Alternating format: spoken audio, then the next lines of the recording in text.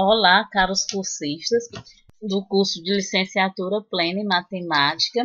Nessa unidade 2, nós temos como temas professores como intelectuais, rumo a uma pedagogia crítica da aprendizagem. Nesta unidade, nós discutiremos 3 tópicos. O primeiro, rumo a uma nova sociologia do currículo. O segundo, a educação social em sala de aula, a dinâmica do currículo oculto. Terceiro, os professores como intelectuais transformadores.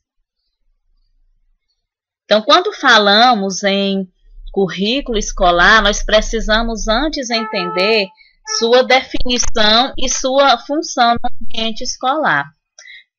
Pois bem, de forma resumida, currículo é a organização do conhecimento escolar e envolve não apenas uma série de conteúdos, mas também as relações existentes no ambiente escolar. Por exemplo, professor e aluno, coordenação, gestão, os processos de ensino e também o pensar para quem é destinado o ensino da instituição escolar. O currículo, podemos dizer que ele é a identidade da instituição escolar, é a sua organização e também o seu funcionamento. E quando nós olhamos a origem da palavra, currículo significa rota, caminho, ou seja, uma direção a ser seguida para que tenha uma proposta de organização de uma trajetória de escolarização. Envolve conteúdos, atividades, competências e tudo aquilo que pode contribuir para o desenvolvimento pleno do estudante. Vale ressaltar também que o currículo ele é construído a partir do projeto político-pedagógico da escola. No entanto, quando nós falamos de currículo, a forma como ele foi entendido e posto em prática nas escolas trouxe problemas para a educação. Os primeiros estudiosos desta área adotaram os princípios da administração científica para lhes auxiliarem. Então, essa administração científica, alguns conceitos científicos, eles eram aplicados no contexto escolar sem que entendessem, observassem qual realmente é a finalidade do ensino escolar. Os modelos que foram adotados para se conceber ou se organizar um currículo escolar foram o modelo dominante e o modelo tradicional. E essas duas formas de se conceber currículo dentro do ambiente escolar trouxeram prejuízos, pois, por exemplo, o dominante. O dominante ele é incapaz de abordar certas questões e de fornecer uma base para criticar os fatos de uma sociedade. O conhecimento é externo ao indivíduo imposto a ele, ou seja, o aluno ele não é levado a refletir, a observar a realidade da sua própria sociedade e os conhecimentos que vão ser adquiridos no ambiente escolar, eles são apenas impostos. É externo por quê? Porque não permite o aluno internamente refletir, pensar, criticar e opinar sobre esses fatos ou outros fatos que venham a ocorrer dentro do seu dia a dia, dentro da escola ou dentro da sociedade. Para o modelo dominante também, a sua teoria torna-se importante quando formulada e testada para a natureza tecnocrática, proposições que possam ser provadas, ou seja, o conhecimento como verdade absoluta, pronta e acabada. O aluno ele não tem o direito de questionar e as teorias que vão ser testadas é somente aquelas em que já se tem a certeza do resultado. E o modelo tradicional? O modelo tradicional ele apresenta suposições inválidas, ignoram questões fundamentais entre ideologia e conhecimento escolar e entre significado e controle social, forma metodológica científica baseada na previsão e no controle. Quando nós vemos aí a questão do controle, é o aluno mesmo ser visto apenas como um objeto do conhecimento, não como um sujeito que produz conhecimento, mas aquele que recebe, aquele que vai pôr em prática o conhecimento ou o saber adquirido apenas de forma metodológica e tradicional. A nova sociologia do currículo ele vai questionar esses modelos que se adaptaram ao currículo por quê? Definiu as escolas como parte de um processo social amplo dentro de uma estrutura social e econômica determinada. Caracterizou o currículo como uma seleção de uma cultura mais ampla, ou seja, como escola nós contribuímos para a formação e a atuação do educando na e para a sociedade. A escola ela não deve ser considerada como um local limitado, né? O ensino de conteúdos não deve ser visto apenas para certificação de graus.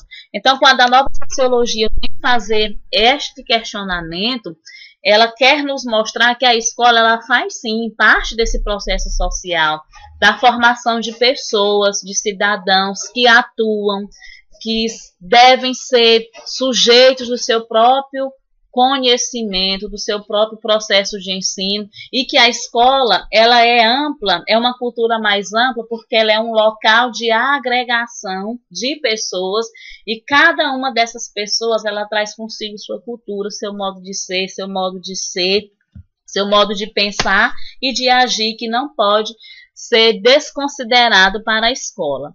Mas o que falta nos currículos escolares? Então, para Giraud, os educadores especialistas em currículo, né, para ele, quando nós falamos em currículo, faltou aí entender e ver a escola como um local de construção social. E se ela é um local de construção social, precisa se levantar questões importantes da sala de aula, e que esses questionamentos podem ser colocados em prática fora da sala de aula. Para Giraud também, o currículo nem sempre foi proposto, foi formulado por especialistas em currículo e por educadores. Um outro ponto é que quando o currículo não abre espaço para a criticidade, para o pensamento crítico do aluno, para despertar a inteligência, a oralidade, o se expressar, os estudantes ficam com pouco espaço para gerarem seus significados e desenvolverem um pensamento crítico. Então, se a escola leva em consideração apenas o currículo conteudista, as avaliações, as notas como parte do processo, mas não entende o currículo como desenvolvimento de pensamento crítico, os alunos podem ficar ociosos e não demonstrar ou não ter interesse pelo seu próprio processo de ensino.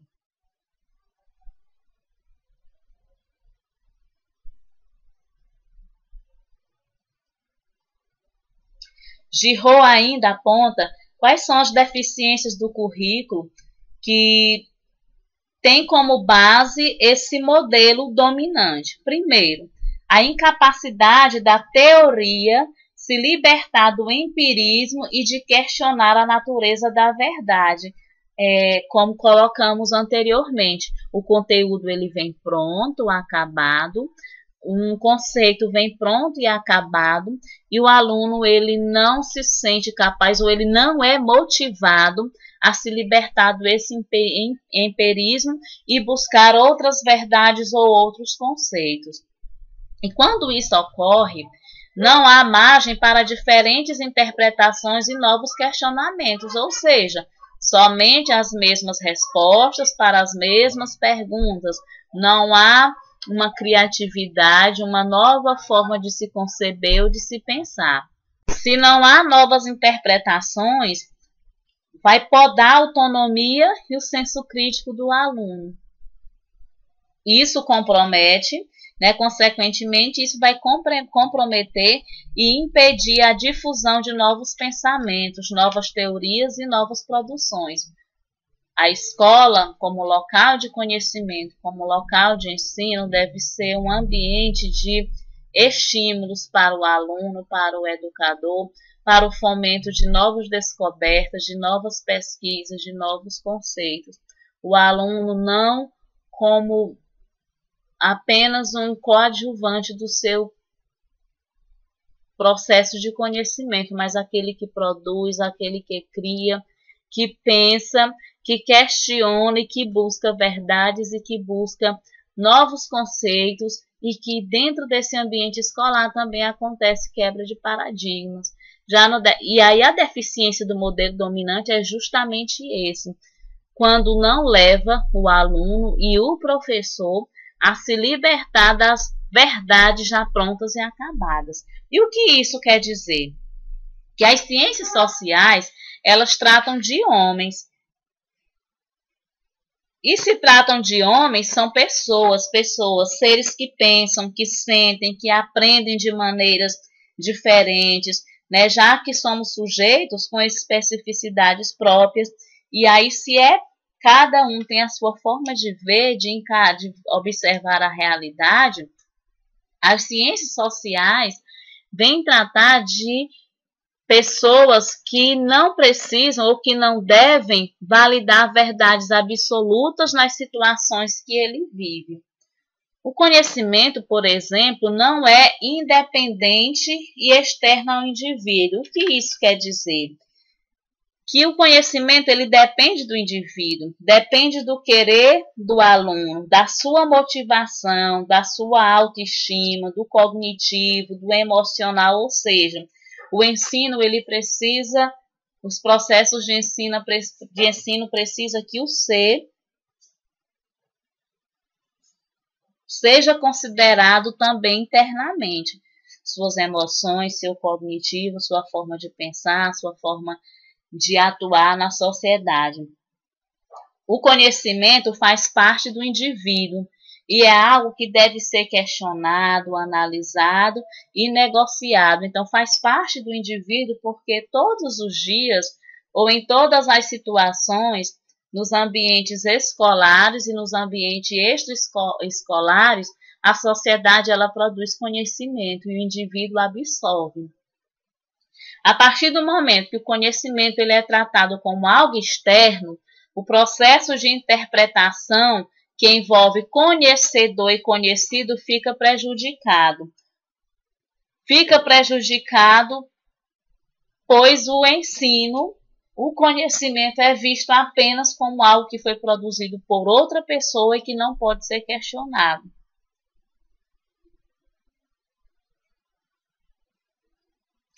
Se o caráter subjetivo do saber é relevado, corre-se o risco de reduzir o conhecimento às duas práticas, a acumulação e categorização. Acumula-se aquilo que acha que é interessante, que é importante, e categoriza o ensino como o que pode ser visto, o que pode ser ensinado, o que pode ser aprendido. Giraud, então, que ao invés de perguntarem o motivo de aprenderem tal conteúdo, o questionamento será qual a melhor forma de aprender. Então, quando o currículo escolar considera o aluno como um ser que aprende, que necessita da motivação, que necessita do interno, dos seus fatores internos, a escola se preparará para observar qual a melhor forma de ensinar e qual a melhor forma de aprender, considerando aí o aluno como sujeito ativo dentro do ambiente escolar.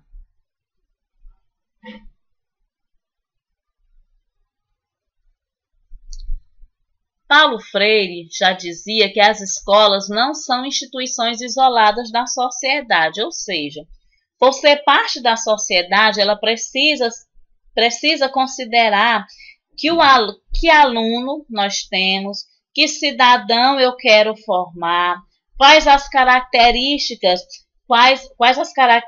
nós precisamos ajudar a moldar nos educandos para que sejam bons atuantes da sociedade, quais são os valores éticos e morais que, enquanto escola, necessitamos trazer para a discussão para que também seja parte da instituição escolar. Uma vez que os indivíduos que convivem na escola estão inseridos na sociedade, essas atitudes estão baseadas em valores. Então, para Paulo Freire, o aluno ele vai para a escola e quando ele sai da escola, ele leva consigo os conhecimentos adquiridos. Então, a escola precisa considerar quem é o aluno, para que formamos, com qual intenção formamos e como nós queremos que ele atue fora do campo escolar. Giraud ele vai fazer alguns questionamentos e diz que nós, educadores, precisamos de alguns questionamentos acerca do currículo escolar. Primeiro, ele vai questionar o currículo escolar dizendo que, quando não construído de forma organizada, quando nós não construímos o currículo de forma organizada, faz com que os estudantes não encontrem espaço para suas vivências e para o desenvolvimento de um pensamento crítico. Então, se o currículo não considera o conhecimento interno do indivíduo e considera apenas o sistema de ensino, as notas, as avaliações ou uma grade de conteúdos a ser visto durante o ano letivo, o aluno ele não vai sentir a necessidade de que suas vivências e de que seu pensamento ele seja desenvolvido. O currículo deveria gerar possibilidades com o desenvolvimento, uma nova linguagem e uma nova forma de pensamento, mantendo o discurso sobre a escolarização, a vida humana, em suas visões de qualidade e propósito, ou seja, gerar possibilidades de uma linguagem acertada de acordo com o contexto social em que esse aluno é inserido. A escolarização também pensaria a vida humana para a promoção da igualdade, a promoção da qualidade, e que o currículo precisa gerar possibilidade de discussão, de crescimento, de entendimento e de pensamento crítico acerca do mundo e da sociedade no qual cada indivíduo está inserido. Quando nós olhamos o sistema de ensino, nós precisamos fazer uma reavaliação entre escola, qual o objetivo da escola, qual o objetivo do currículo e o que pensa, o que diz a sociedade dominante. Precisamos também observar como se dá o funcionamento das escolas na reprodução dos currículos formal e o currículo oculto. Formal, aquele que é escrito, que é organizado acerca dos conteúdos, das avaliações, das habilidades e competências que o educando precisa adquirir durante o ano letivo, e o currículo oculto, que diz respeito aos conteúdos que estão ligados ao cotidiano, à vida social desse educando. Faz parte do currículo oculto, por exemplo, os valores, a ética, a moral, os temas transversais.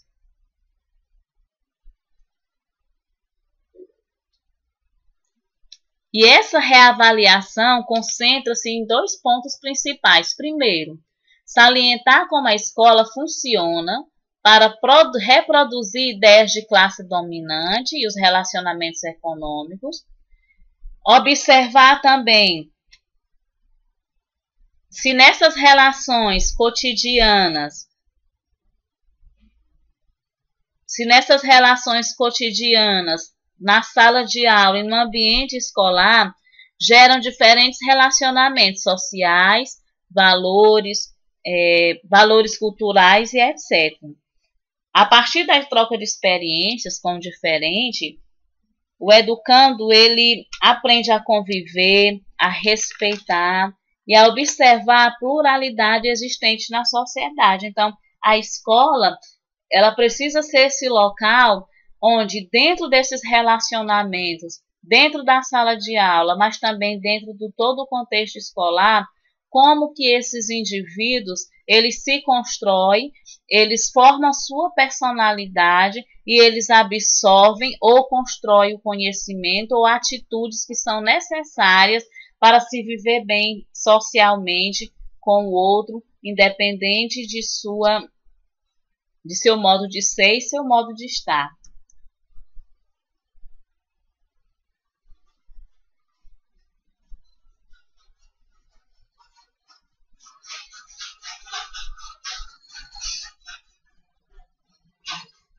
E aí nós temos um significado, no ponto 3, um significado para o futuro. Né? Nesta última parte, Giraud vai discorrer sobre como uma nova linguagem ela pode desencadear novas possibilidades de discutir esse currículo. Giraud defende que no currículo devem ser inseridos fundamentos críticos e considerar as especificidades sociais. Os seres que estão presentes no ambiente escolar vêm de classes sociais diferentes, de perspectivas diferentes e também de modos de fazer e ver a cultura também de forma diferente.